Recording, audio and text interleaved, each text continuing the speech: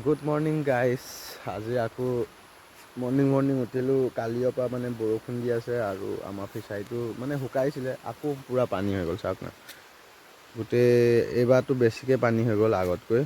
ত' তাকে মই চাবলৈ আহিলোঁ। মায়ে আকৌ মানে জালকণী পাতি থৈছিলে। চ' চাওক এইবাৰ পূৰা এইফালে পানী বাগৰি আছে, এইফালে পথাৰৰ পৰা।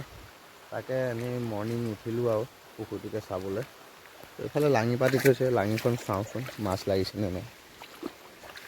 এইবাৰ আগতকৈ বেছিয়ে পানী হৈ গ'ল, পূৰা এইবাৰ ফুল হ'ব চাগে। এয়া লাঙিত মাছ লাগি আছে এইবিলাক। আৰু জালকণীটো লাগিছে চাগে। জালকণী আজি এইবাৰ মানে পানী হওঁতে পূৰা ফুল কিবা হৈ গ'ল। লাগিছেনে নাই, এইবিলাক লাগিছে চাওক। এইবিলাক টিকিলকিলাই ঘূৰি ফুৰিছে।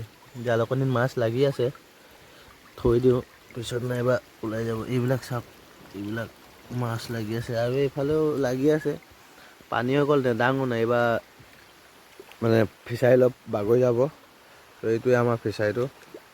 এইবাৰ কিন্তু পানী ফুল হৈ যাব নিচিনা লাগিছে। আগততো আঁঠুলৈকে ইমান, ইয়াতে মানে আঁঠুলৈকে হৈ যায় পানী।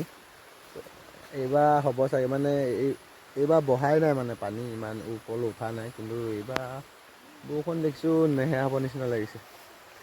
আৰু এদিন দুদিন দিলে, আৰু এদিনমান দিলে পূৰা পানী ফুল হৈ যাব। দেখাম বাৰু আপোনালোকক। সেইটো কাৰণে মানে এইটো ফিচাৰীটোত মাছ মেলিব পৰা নাই। চ'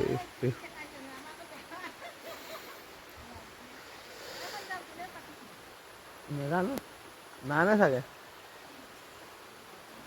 তাকে দেখাওঁ বুলি আহিলোঁ। বৰষুণো দিছে, ঘৰত যাওঁ বাই।